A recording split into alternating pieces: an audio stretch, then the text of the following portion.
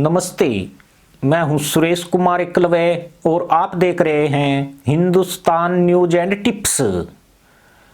Ukraine युद्ध के बीच दुनिया की अर्थव्यवस्था की 7 महाशक्तियों द्वारा रूसी तेल पर प्राइस कैप के ऐलान ने उन देशों में हड़कंप मचा दिया है जो रूस से बम्पर मात्रा में तेल आयात कर रहे हैं।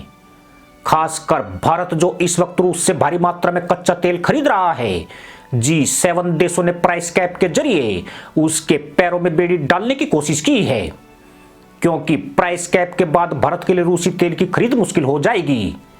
यही वजह है कि 5 दिसंबर से लागू हो रहे इस प्राइस कैप के बाद किसी भी भारतीय तेल कंपनी ने रूस को ऑर्डर नहीं दिया है, यानी 5 दिसंबर से रूसी तेल का आयात दर में लटक सकता है। ग्रुप ऑफ 7 देशों ने रूसी कच्चे तेल की कीमत निर्धारित कर दी है, जो $60 प्रति बैरल रखी गई है, जबकि अभी तक भारत रूस से बाजार रेट से $20 प्रति बैरल भाव पर तेल खरीद रहा है।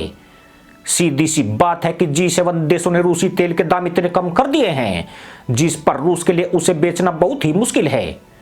इस मूल्य पर अगर रूस तेल निर्यात करता है तो उससे मुनाफा तो छोड़िए, रूसी कंपनी को घाटा उठाना पड़ सकता है। जबकि भारत की दिक्कत यह है कि वह G7 देशों से पंगा लेकर प्राइस कैप का उल्लंघन नहीं कर सकता है। इसकी एक बड़ी वजह यह भी है कि अगर कोई भी देश $60 से ज्यादा कीमत पर रूस से तेल खरीदता है तो यह प्राइस कैप का उल्लंघन माना जाएगा और उस देश के खिलाफ प्रतिबंध लगा दिए जाएंगे। खास बात यह है कि यह प्रतिबंध उन जहाजों पर भी लगाए जाएंगे जो तेल के परिवहन में शामिल पाए जाएंगे। ऐसे जहाजों पर 90 दिनों का कड़ा प्रतिबंध लगाया जाएगा और वे समुद्री आवागमन से वंचित कर दिए जाएंगे। आपको यह भी बता दें कि परिवहन में लगे जहाज और आवाजाही के लिए इंश्योरेंस करने वाली कंपनियां ज्यादातर पश्चिमी देशों की है। लिहाजा अगर कोई देश $60 प्रति बैरल से ज्यादा कीमत पर रूसी तेल खरीदेगा तो फिर कोई जहाज कंपनी उस तेल को उस देश तक पहुंचाने के लिए तैयार नहीं होगी। यानी G7 के इस फैसले के बाद भारत के सामने गंभीर चुनौती खड़ी हो गई है और अगर भारत ने कोई बीच का रास्ता नहीं निकाला तो देश में तेल की कीमतों में बड़ी आग लग सकती है। दरअसल G7 देशों ने प्राइस कैप के जरिए एक तीर से 2 शिकार करने की कोशिश की है। पहला निशाना रूस को बनाया गया है ताकि रूस द्वारा तेल बेचकर की जा रही कमाई को कम से कम किया जा सके और वह तेल से कमाए जा रहे पैसे का इस्तेमाल यूक्रेन युद्ध में न कर पाए। इस समय रूस की अर्थव्यवस्था सिकुड़ती हुई जा रही है और उसका बजट तेजी से कम हो रहा है। सिर्फ क्रूड ऑयल एक ऐसा जरिया है जिसने युद्ध काल में भी रूस के खजाने को संतुलित रखने में मदद की है, लेकिन अब G7 के एक्शन के बाद यह भी टेंशन बढ़ने वाली है। प्राइस कैप के इस फंदे के बाद रूस की प्रोक्स मदद कर रहे भारत और चीन को भी साइडलाइन करने का पैंतरा चला गया है। अमेरिका समेत पश्चिमी देश भारत और चीन पर रूस से तेल नहीं खरीदने का दबाव बना रहे थे, लेकिन दोनों देशों ने अपने राष्ट्रीय हितों का वास्ता देकर उनका दबाव मानने से इंकार कर दिया था।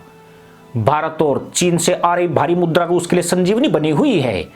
ऐसे में प्राइस कैप का बड़ा दांव चला गया है। दरअसल भारत को पहले ही आभास हो गया था कि रूसी तेल निर्यात पर अंकुश लगाने के लिए अमेरिका बड़ा गेम प्लान कर रहा है। यही कारण है कि पिछले दिनों भारतीय पेट्रोलियम मंत्री हरदीप पुरी ने कहा था कि जब प्राइस कैप का निर्धारण होगा तब देखा जाएगा, अभी डरने की कोई बात नहीं है। लेकिन भारत पर इसका असर पड़ना तय है। देखा जाए तो रूसी तेल की खरीदारी करने वाली रिलायंस ने 5 दिसंबर के बाद कोई ऑर्डर अभी तक नहीं दिया है। जाहिर है कि भारत प्राइस कैप का उल्लंघन करने की स्थिति में नहीं है और ऐसे में जब रूस भारत को तेल की आपूर्ति करने के मामले में नंबर 1 पर आ चुका है और वह भारत को डिस्काउंट पर तेल बेच रहा है तो देश में तेल की आपूर्ति गड़बड़ा सकती है।